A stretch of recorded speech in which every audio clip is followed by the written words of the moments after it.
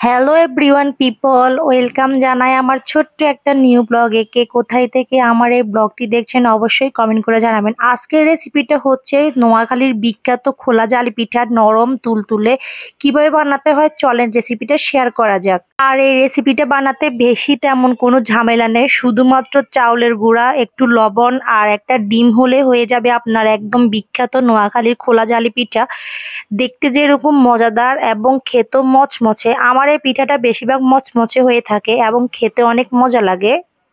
প্রথমে আমি চাউলের গুঁড়ি পরিমাপ মতো নিয়ে নিব এবং সেখানে পরিমাপ মতো লবণ ব্যবহার করব। লবণ যাতে বেশি না হয় সেদিকে অবশ্যই লক্ষ্য রাখতে হবে। এবং এই পিঠা বানাতে শুধুমাত্র আমার অল্প কিছু উপকরণের প্রয়োজন।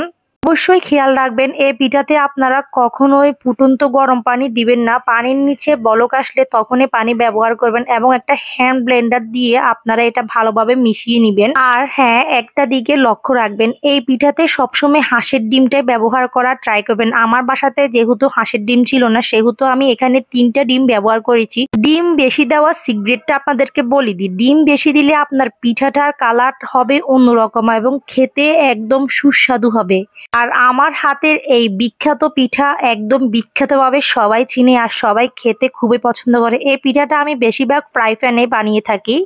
আর যেটা খোলায় বানানো হয় সেটার রেসিপিটাও আমার পেজে দেওয়া আছে, অবশ্যই আপনারা ভিডিওটা দেখে আসবেন। তারপর আমি একটা হ্যান্ড ব্লেন্ডার দিয়ে সেটা ভালোভাবে মিশিয়ে নিব এবং দেখেন আটাটা কতটা স্মুথ হয়েছে এবং দেখতে কতটা লোভনীয় হয়েছে।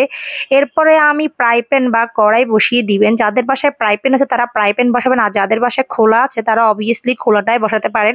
কিন্তু আমি আবারও বলছি আপনাদেরকে, আমি এই পিঠার রেসিপিটা আবারও দিয়েছি আপনাদেরকে আমার পেজে, কষ্ট করে আপুরা দেখে আসবেন। যেহেতু আমি ভিডিও বানাই সেহেতু আমার পেজে এই ধরনের রেসিপির আইটেম অবশ্যই থাকবে। আর যারা আমার পেজে নতুন ফলোয়ার তারা অবশ্যই আমার পিছিলা ভিডিওগুলো অবশ্যই দেখবেন এবং লাইক কমেন্ট শেয়ার করবেন। আর আমার এই পিঠা সবাই পছন্দ করে, বিশেষ করে যারা দুধ চা লাভার তারা তো এই পিঠা খুবই পছন্দ করবে। দেখেন এই পিঠার কালারটা কি রকম এসেছে। আমি ডিম 3টাতে দেওয়াতে আমার পিঠার কালারটা এবং অন্যরকম এসেছে। এবং গরুর মাংস দিয়ে পিঠা খেতে এত লোভনীয়, এত মজা লেগেছে, আমাদের বাসার সবাই চেটেপুটে খেয়ে ফেলেছে। আর হ্যাঁ, ভিডিওটা কিরকম লেগেছে অবশ্যই কমেন্ট করে জানাবেন। আর কারা কারা আমার মতো এই পিঠার লাভার অবশ্যই কমেন্ট করবেন। আজ এ পর্যন্তই। ভিডিওটা ভালো লাগলে অবশ্যই লাইক কমেন্ট শেয়ার দিয়ে পাশে থাকবেন। আল্লাহ হাফেজ সবাইকে। আসসালামু আলাইকুম এভরিওয়ান।